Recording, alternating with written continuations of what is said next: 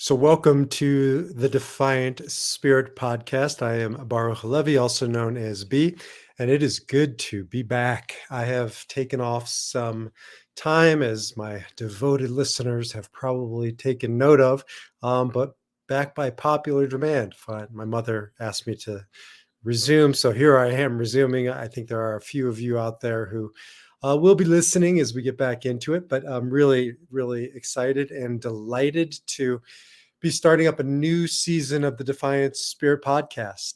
Last year, I would say, sort of piloting, exploring different directions to go with my work and the Defiant Spirit, which I'll talk to you a little more about in a second. And this season rocks solid. And partially that's because I took the summer to A, get clear, and B, to work on my new program, I knew everything really. It's the Defiance Spirit, all in on the Defiance Spirit, and breaking away from soul centered. I love soul centered, and I love working with my wife Ariella. But over the past few years, we've professionally kind of really headed in different directions, and so we support each other and we'll work together. On a kind of a limited basis. We're still very happily married after 20, forgot how many years, 24 years, coming up on 24 years. So that's not in question, but our work together really has veered. She's deep into her healing work. She's doing tremendous work with women, helping them heal emotionally and spiritually. And I've gone down the path of, as you know, if you've been following, logotherapy, the work of Dr. Viktor Frankl, my teacher and mentor in this lifetime, meaning-centered psychotherapy, but now really into the Enneagram, an ancient personality roadmap, if you will, and merging those things, blending those things together. It's definitely been a tall order because there is no formal merger of these two great wisdom traditions. I've been pioneering, and as an Enneagram 8, for those of you who are a little familiar with the Enneagram, the challenger, or as I call it in a new program I offer, the impactful leader, I have a hard time staying on the straight and narrow, on the defined path, and so I have definitely veered off onto my own with this defiant spirit. The defiant spirit, by the way, is a phrase taken from Dr. Viktor Frankl, who talks about the defiant power of the human spirit. And so bringing it to the Enneagram now in a formal system. And that's what I've been doing over the past, how long has it been since I did that Top Gun podcast? Maybe 3 months. I don't know. Maybe it was May. I actually can't remember. I should look and see the last podcast I did, but sometime in the spring, late spring. Taken 3 or 4 months to just focus on the program, the Defiant Spirit, and I'm happy to say I'm complete. I've done it with the work and the eyes of a lot of other people, but the Defiant Spirit is the formal merger of the Enneagram with the work of Viktor Frankl, and I'll be launching a new website with all kinds of different offerings. My first offering is the Defiant Spirit Lead 360. So that is simply a leadership development program for businesses, for anybody, but especially for businesses, for industry organizations that are looking to do leadership development through the lens of the Enneagram. And I'm working on another program, Wealth 360, understanding money and finance through the lens of the Enneagram. Specifically, it's for people in the financial industry. A good friend of mine, Michael Feiner, who owns Feiner Wealth Management, and I have been putting that together behind the scenes. So working with him, working with the company on the Lead 360.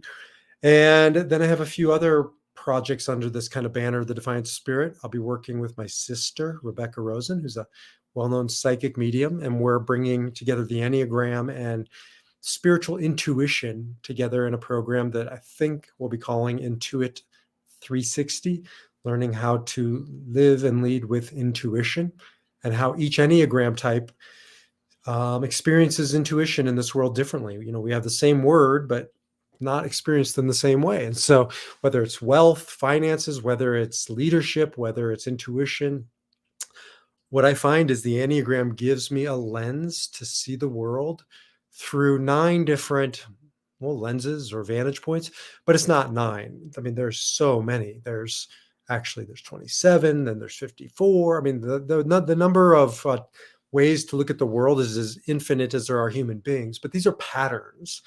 And so when I can start to see a pattern, I can both start to understand my pattern, but I think even more importantly, understand the patterns and the perspective of other people.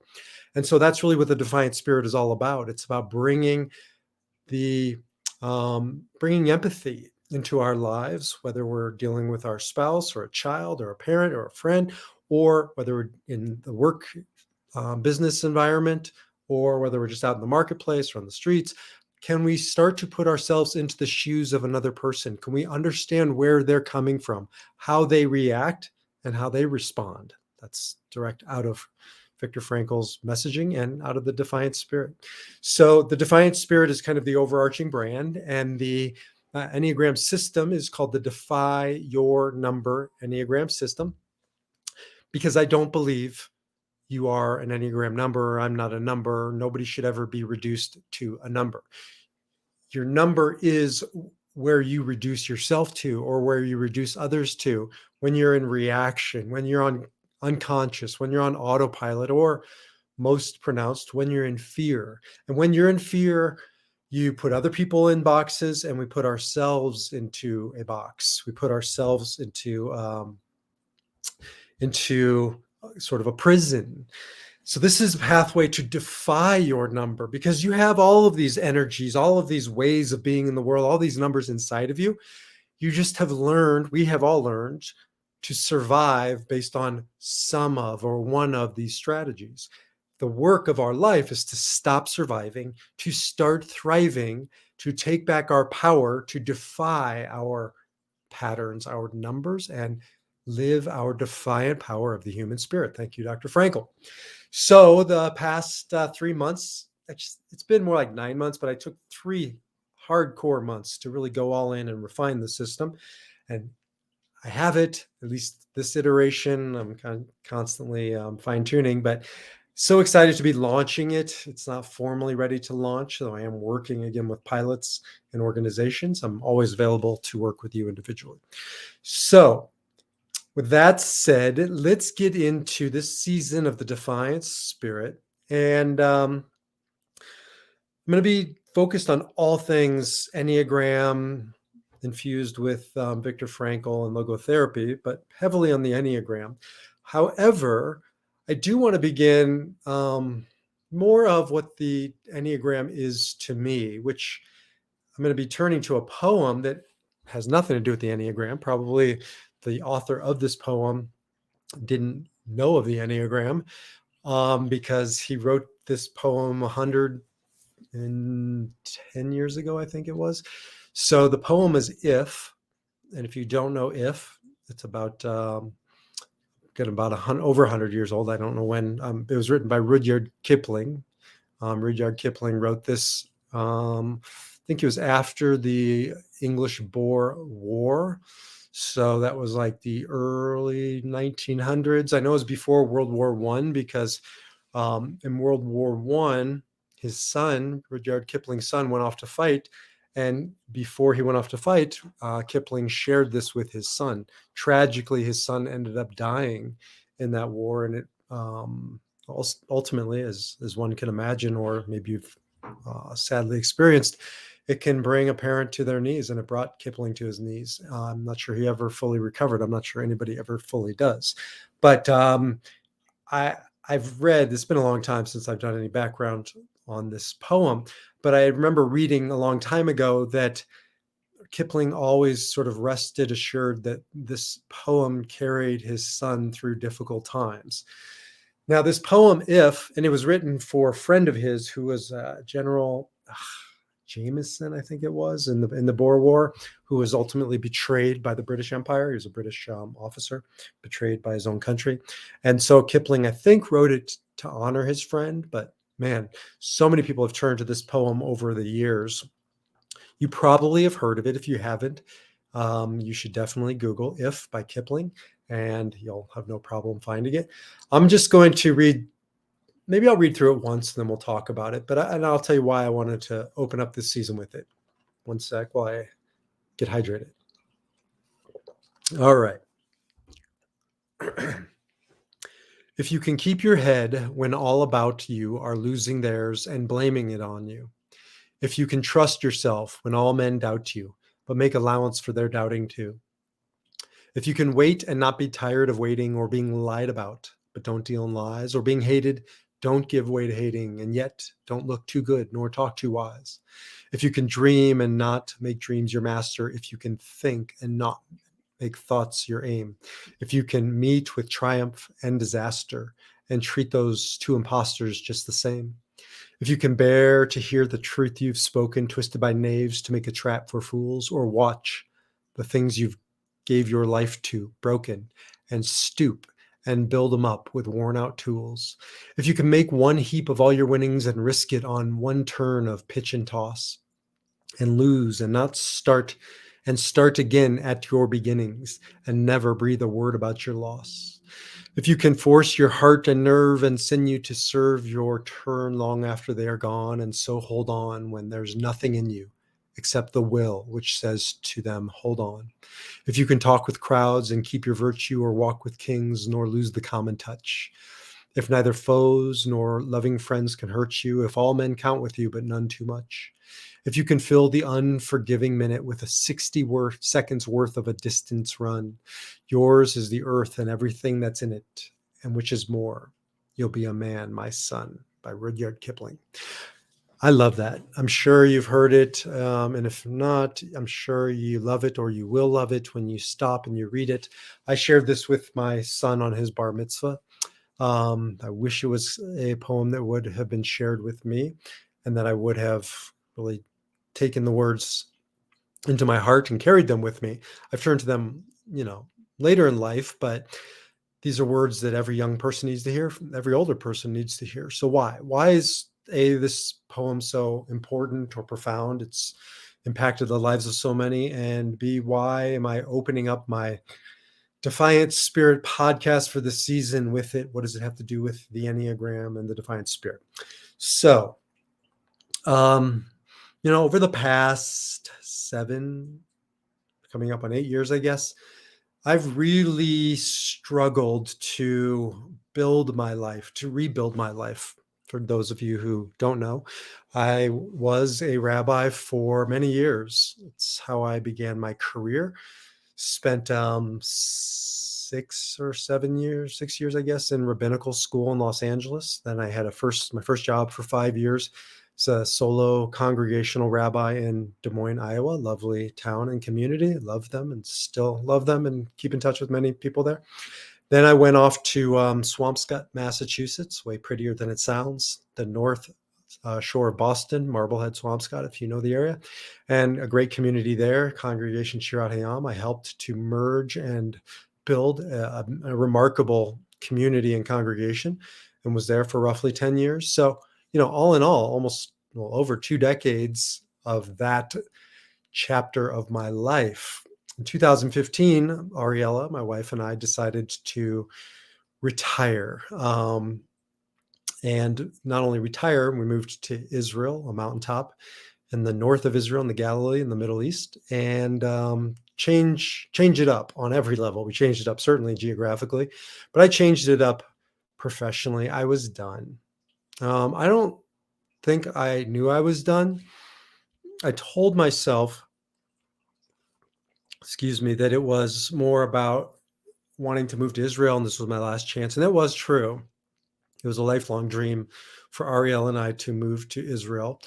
But the truth of the matter is, I couldn't do the rabbi job anymore. I couldn't fulfill that position with integrity. I didn't believe what I was preaching and teaching. I'm not opposed to it. It's just there's a difference between, enjoying, subscribing, liking, and being responsible for sustaining, leading. There's a responsibility in leadership that you I think that you should embody on every level what you are teaching and preaching and sharing. And so I couldn't do it. And it took me years, frankly, up until I think last year to fully let it go. I kept holding it. I changed professions entirely. I became an entrepreneur, was involved in multiple startups from a cannabis startup in Boston, which I'm proud of, and we ended up taking public. And so that was an adventure. And then I went to Israel and I was involved in 2 or 3 different startups. One was in cannabis R&D and one was in Israeli um, technologies to bring them to the US marketplace. World kind of changing technologies. I call them global impact technologies like solar tech and water tech and ag tech. But you know, I was still carrying with me part of this identity. I couldn't let it go. I needed time. And it doesn't help when you continuously have people say, you're always a rabbi. You'll always be a rabbi. Maybe that's true, but it's not mine anymore. I didn't identify with it. And yet I kept feeling like I was being put into a box and putting myself into a box. So it took me really different iterations professionally to get to a point where I'm not really using it, and I've got some distance from it. And then I ended up going back into counseling, and I've spent the past 3, 4 years now full time counseling, coaching people, but still holding on to that rabbi title. It's where my training comes from. I mean, I went back and I got degrees in counseling, but my bread and butter was and is my pastoral experience, having done hundreds and thousands of life cycle events and counseling in that context. It's hard to let those things go. And I guess part of it for me comes down to this poem because I was having a really hard time rebuilding my life. I love this line, right? To watch the things you gave your life to broken. Like what happens when you invest 10, 20 years into an identity, into into things you've built up, and some of those things I did build up have broken. I mean, of the 7 startups I've been a part of, I think one of them, 2 of them are still in existence. And both of them are companies that have gone public, but 6 of them, 5 or 6 of them have died. It's hard to be an entrepreneur and watch things fail.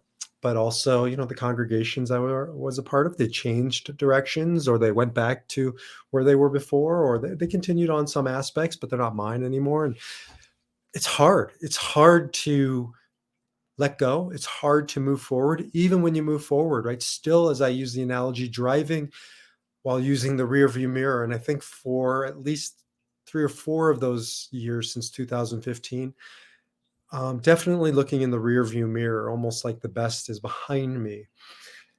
And then about 2 years ago, I mean, I guess it was COVID time. Even at the beginning of COVID, I look at the videos that Ariella and I were doing, and Soul Centered originally was more of a spiritual center. Wasn't Jewish per se, although we were drawing a lot of Kabbalah, Jewish mysticism into it. It was still a rearview mirror for me. It didn't feel like it was mine. I felt like I was wearing old shoes, right? Somebody else's system. So a couple of years ago, I just started to embrace logotherapy, as you know, if you've been listening. And then, although I've studied the Enneagram for 20 years and it's been on the periphery for me, I brought it front and center about 2 years ago. And for the past year, I would say I've given myself kind of a master's degree level treatment of the Enneagram. I mean, it's just been nonstop, maybe not hundreds, but dozens of books, close to 100, a lot of Enneagram books, lots of seminars, lots of trainings. I put together my own system because I couldn't find an Enneagram system that fully resonated. Some great teachers out there, but they weren't mine. I really wanted Viktor Frankl's, but it's been hard. It's been hard to stoop and build them up with worn out tools, right? Can you take out your old tools and build something new? And that's, I think, where I've gotten to in my life. this podcast isn't just about me, because we all go through things like this. I want to share my experience, as just some fuel for you on your journey and your experience. So I thought I had to get rid of my tools, right, to become an entrepreneur, to let go of the those tools from the rabbit. And then what I've come to realize is, I don't need the title. I don't have anything resembling the context of that anymore. But I have these old worn out tools, and I tried getting new tools, but they weren't mine. These are my tools. But can you, as Kipling says, can you stoop and build up, right, something new from those fragments with worn out tools? Can you build something new from them? Here I go again. No matter what we do, we are who we are. There's a teaching in the Torah about the tablets. Remember that moment when Moses goes up the mountain and he comes down with the tablets? The best rendition of it was History of the World with Mel Brooks. He's carrying 15 tablets and he drops them. And I have 15 commandments, and he drops 5 of them. I have 10 commandments. Now, that actually wasn't the way it happened. The way it happened was Moses came down the mountain, was disturbed by what he saw, shattered all of the tablets, went back up, got a new set, right? Still had his receipt. So God gave him a new set and brought the new tablets down. But the mystics teach that when the Israelites picked up and moved forward on their journey across the desert, they carried the new tablets with them, and they carried the old tablets with them. They carried the new tablets and the broken tablets. In my experience of being a grief counselor, that's how we have to move through any loss.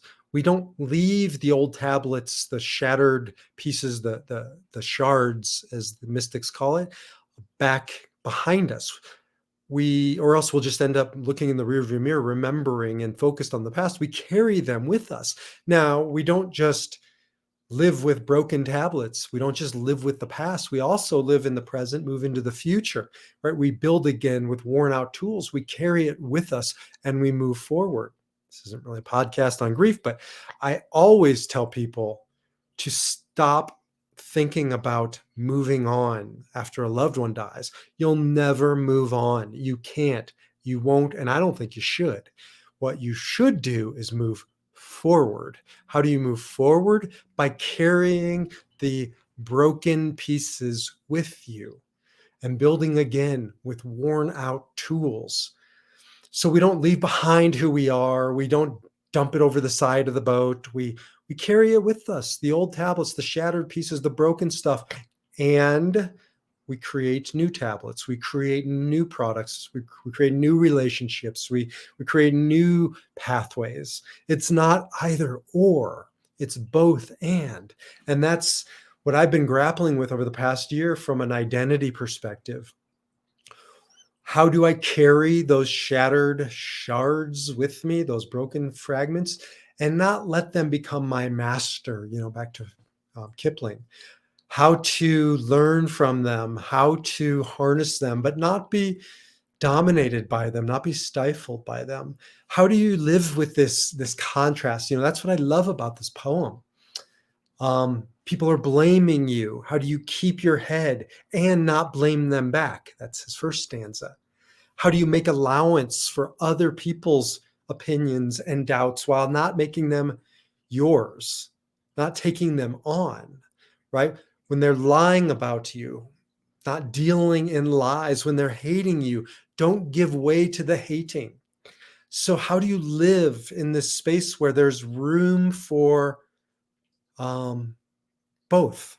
Because what I see happening in our world, probably always been this way. I mean, he wrote this 110 years ago, but I see it now, at least more than ever, is choosing sides, either or. Either you're a Republican or you're a Democrat. For the record, right, I'm neither. I'm Baruch Halevi. I am more than a label of politics. I will vote for whoever represents my values on any given day, in any given cycle.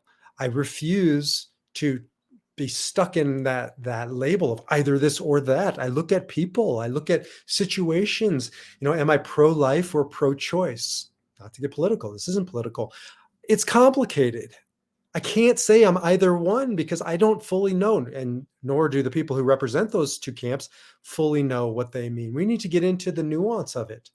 Pro capital punishment, anti capital punishment. It's complicated. My life doesn't fit on a bumper sticker. I can't put my being into that label, that camp, that number. I am not an Enneagram 8. I react like an 8. Sometimes I respond like an 8.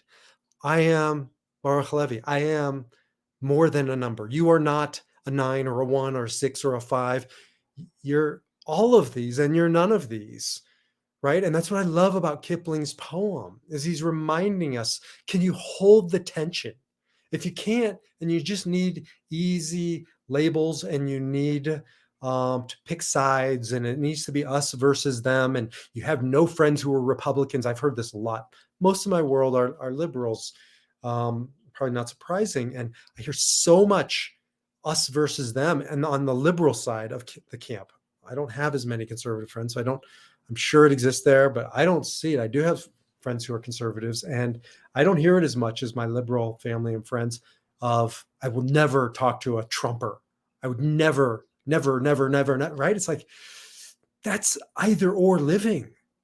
Life is complicated. If that's not for you, this podcast isn't for you. The Defiant Spirit is about defying these easy ways out of the complexities of life, of choosing sides, of bumper stickers. You will not find any bumper stickers coming out of the Defiant Spirit. It just doesn't work that way because life is not black and white. Life's shades of grays. My mom taught me that. And it's not so easy for a black and white thinker I am. Enneagram 8s react by being black or white, right or wrong, justice or injustice.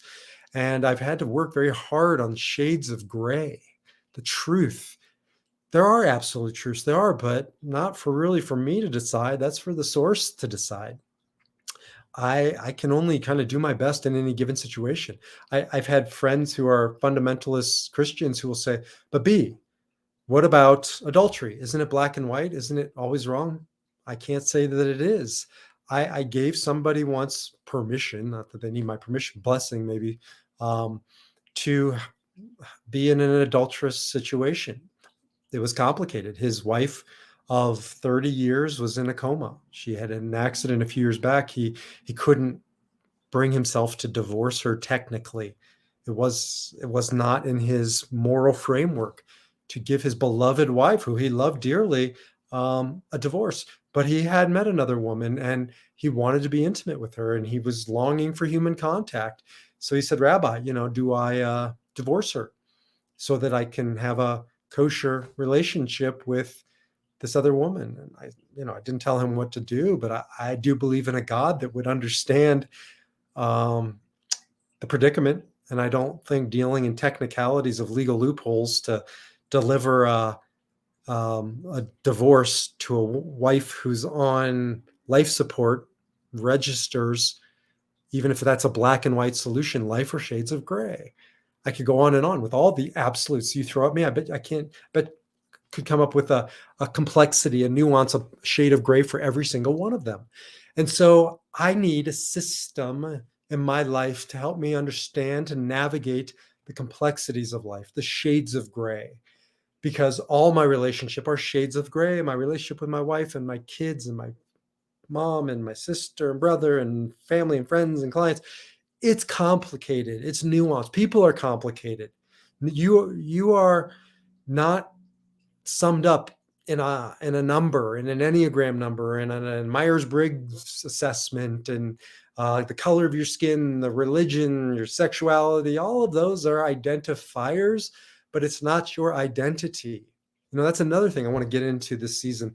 A little more of the cultural conversations that are happening. I see a danger to reducing everything and everybody to skin color and to sexual identity and gender identity and political identity. Dr. Viktor Frankl talks about it as reductionism, to reduce, right? To reduce somebody or something to less than this spirit, this defiant spirit, this unlimited, resilient, indefinable, undefinable entity, essence that's you. That's the beginning. Ooh, I just had a Bobby Brady moment, or Peter Brady. um, that's the beginning of destruction, of hell. Dr. Frankl lived in the Holocaust, survived the Holocaust, watched his wife, his unborn child, his parents, his siblings, his family, his friends murdered. It, as I've mentioned many times before, it didn't begin with just murdering people. It began with reducing human beings to these identities. To, you were gay, so you wore a pink triangle. You were Jewish, so you wore a yellow star. You were gypsy. You wore whatever they wore. I mean, you're just starting to reduce people to the point where you took away their names. The Nazis took away Dr. Frankl and millions of other people's names. His name was replaced with a number, 119104. That was his number that was burned onto his arm in Auschwitz. And so Dr. Frankl talked a lot about in his work, logotherapy, the dangers of reductionism, reducing people to all these labels now. All we do is talk about people's sexual titles and pronouns and colors and genders and blah, blah, blah. I mean, like, they have their place as descriptors, but not as definers, as ways to communicate, as a means, but not the end.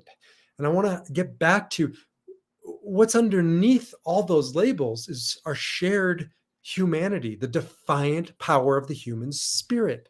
That's the only thing I know with every ounce of my being that is true about me. I can only speak for myself. All this other stuff fades away. Thought, the rabbi thing's forever. It's not forever. Coming full circle. It's a part of who I am.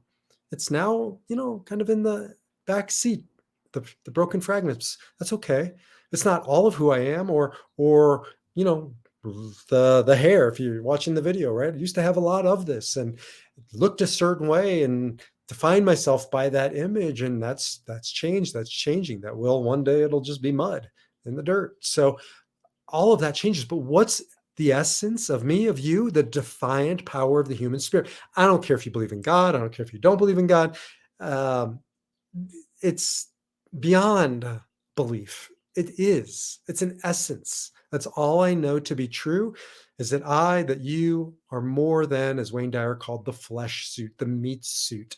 That is in this world, but the transcending this world is that defiant power of the human spirit. And that's what Kipling is, I believe, getting into, that if you can touch that, tap that, live that, you can navigate all of life's adversities, all of life's traumas and tragedies and turmoil. And when you get to that, then you're a man, then you're a woman, my daughter, my son, then you have transcended, right? This finite world. You have found that one thing that is enduring, and that's the thing you got to turn to in the good times and especially in the bad times. That's what Frankl talks about, the defiant power of the human spirit. I just reread Mandela's Long Walk to Freedom, just so good. And he talks about, without saying it, the defiant power of the human spirit. He talks a lot about this transcendent piece of who he was that kept him from being imprisoned, even though he was in prison unjustly, just like Frankl, just like so many others. He kept his head about him. He kept his morality about him. He came out the other side stronger, building again with worn out tools, able to continue on. So, I'm with that. If you can fill the unforgiving minute with 60 seconds worth of distance run, yours is the earth and everything that's in it. And which is more, you'll be a man, you'll be a woman, my daughter, my son. So let's end with that. That's really what, to me, the defiant spirit is all about. The essence of what you are is all about, what I'm about, and what this program and this way of life is all about. That's why I'm bringing Dr. Frankl's logotherapy and ultimately his why, right? This why of the defiant spirit, why we're here, together with the Enneagram, the how. How do I live my defiant spirit? How do I defy my number, my Enneagram number, that energy that shows up when I'm in fear? And how do I get out of my fear, live transcending my fear, defying my fear, so that I can live the defiant power of my spirit, of your spirit. That's what this season is going to be about. That's what this system is about. That's what I'm about. You can learn more about the Defiant Spirit over at defiantspirit.org. In the next few weeks, I should be launching a new website, The Defiant Spirit. I'll be moving everything over there. In the meantime, just keep going to defiantspirit.org. I would love for you to take the free Enneagram assessment. Definitely a solid assessment, and you can get that over at defiantspirit.org. You can learn your number. It's not the best test in life. You get what you pay for. There's a really outstanding test assessment that I use. That is a paid test. And with that, you get my system, my program, the Defiant Spirit, Defy Your Number Enneagram System. So that's over there, defiantspirit.org. But it's also where you can just reach out and contact me, and we can connect base. If you like this podcast, please check back in. I'm going to be doing it weekly, the bare minimum, and share it with some friends. We're building a community of defiant spirits, and I want to welcome you and continue to open up my heart and this space to build with you a defiant spirit tribe. So thank you. Keep defying your number and living your spirit. And until the next time, shalom, salam, namaste, and peace.